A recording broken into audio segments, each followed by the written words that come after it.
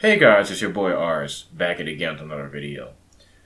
Hope you guys had a good weekend. I for one wish it were Friday already so I can get paid and go back to sleep, but here we are. Anyways, 2 weeks ago I talked about social media and how it divides people, but I couldn't possibly bring that up without talking about the legacy media itself.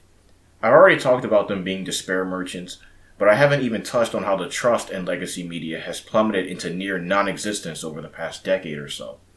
I remember back when I was 17 in 2012 and the team captain of my debate team. I had a permanent cheat code when I wanted to say something was true without providing any sources. I didn't come up with this life hack, by the way. My debate coach taught me this and claimed that many debaters use similar tactics all the time. You want to know what it is? The New York Times. I swear that in a debate, if I claimed something to be true, but couldn't remember where I sourced it from, I could literally say the New York Times and immediately get my challenger to step down. I only used it twice, obviously because it was a scheme and wouldn't be very fair for me to keep abusing it, but the fact that I could use it at all and was recommended by my debate coach of all people shows how absurdly powerful the New York Times was in the eyes of the public. Now, the New York Times has not only lost a lot of its credibility, but it has been actively losing a defamation lawsuit against Project Veritas for spreading misinformation. Man, it really feels as if we entered the twilight zone over the past decade. Anyways, let's go into some statistics, shall we? According to an Axios article by Felix Salmon that was written in January of this year, American trust in traditional media had dropped to 46%.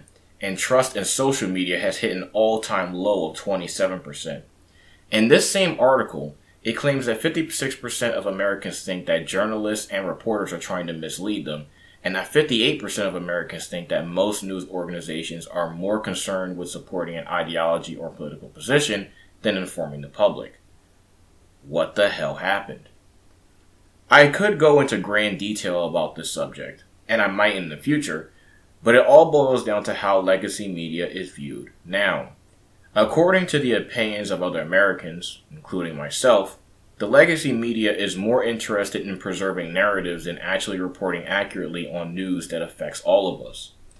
People noticed this when watching the coverage of the riots from last summer, when they saw the coverage of the 2020 election, and any number of polarizing news from last year. Funnily enough, this lack of trust is so pervasive that even Brian Stelter of CNN isn't safe from being roasted by a guest on his own show. Engagement with the overwhelming majority of mainstream news sources, regardless of leaning, has plummeted across the board. The question is, how can Americans in our democratic republic thrive moving forward if they have no trust in the news they consume? Well, I genuinely don't know. I'm aware that independent news journalism has become significantly more popular over time due to this lack of trust. It's gotten to the point where the UFC commentator Joe Rogan has more ears and eyes paying attention to what he has to say than many major news outlets combined. Is legacy media dead? No. But it is dying, and only when they understand why they're bleeding viewership will they ever be able to recover. If the traditional media doesn't stop heavily injecting their political ideology into their reporting and continue to call it news, I suspect that many more journalists will be out of a job by the end of 2025. Your boy Rs is out. I think the media has done a terrible job on this. I think you yourself, while you're a nice guy, you're full of sanctimony. You become part of one of the parts of the problem of the media. You come on here and you have a monopoly on truth. You know exactly how things are supposed to be done. You are one of the reasons people can't stand the media. Sorry. You're cracking me up.